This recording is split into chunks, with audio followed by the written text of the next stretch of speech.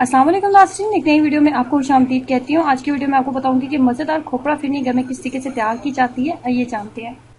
इसमें सबसे पहले मैंने 1.5 किलो के करीब दूध लिया। 1.5 किलो के करीब दूध लेने के बाद मैंने उसके अंदर 6 से 7 अदद सब्ज़ इलायची शामिल कर दी है और इसको मैं 15 से 20 मिनट अच्छे तरीके से मैं इसको पकाऊंगी कि दूध का रंग थोड़ा सा तब्दील हो जाए, दूध थोड़ा सा गाढ़ा हो जाए। कम से कम 15 से 20 मिनट आपने अच्छे तरीके से इसको पकाना है। अगर आपके पास 1.5 किलो के करीब दूध है तो आप उसके अंदर 3 बड़े खाने के चम्मच आप चावल का इस्तेमाल करेंगे। और चावल को मैंने तकरीबन 3 से 4 घंटे के लिए पानी में डिप करके रख दिया था। आपने भी 3 से 4 घंटे के लिए इसको पानी में डिप करके रख देना है। उसके बाद आप इसको अच्छे तरीके से ग्राइंड करेंगे, लेकिन आपने इसको बहुत ज्यादा ग्राइंड नहीं करना, आपने इसको बिल्कुल क्रीमी पेस्ट में नहीं बनाना होता।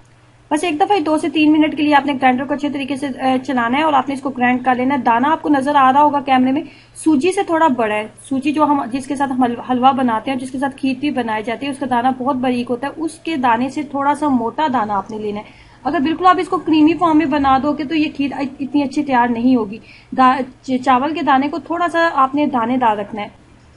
20 मिनट गुजर चुके हैं, दूध में बहुत अच्छे तरीके से उबाल आ चुके हैं। अब मैं इसके अंदर चावल वाला मटेरियल शामिल कर दूंगी और चम्मच के साथ इसको मुसलसल हिलाती जाऊंगी ताकि ये नीचे ना लगे।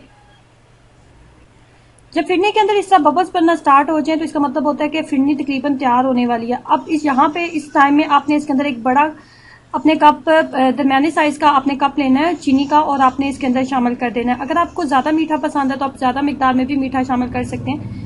और यहाँ पे चम्मच को आपने मुसलसल आपने हिलाते रहना होता है। अभी इसको मैं मजीद 10 से 15 मिनट अभी मैं इसको मजीद पकाऊंगी ताकि ये मजीद गाढ़ी हो जाए। सबसे लास्ट पे हम इसके अंदर खोपरा शामिल करेंगे। मजीद कुछ टाइम पकाने के बाद इसके अंदर मजीद इस तरह बबल्स बनना स्टार्ट हो जाएंगे और ये बहुत गाढ़ी हो जाएगी और इसका मतलब है कि फिरनी तैयार हो चुकी है। अब यहाँ पे स्टेज में हम इसके अंदर तकरीबन 5 बड़े खाने के चम्मच हम इसके अंदर खोपरा शामिल करेंगे। खोपरा को आपने बहुत बरीक कद्दूकश कर लेना है और उसके बाद आप इसके अंदर शामिल कर देंगे। और जब आपने खोपरा शामिल करना होता है, खीर को आपने पकाना नहीं, बिल्कुल लास्ट स्टेज पे आपने इसके अंदर खोपरा ऐड करना होता है। खोपरा फिरनी बिल्कुल तैयार हो चुकी है, मैंने आग को बंद कर दिया है। अब मैं थोड़ा सा वेट करूंगी कि ये नॉर्मल टेम्परेचर में आ जाए।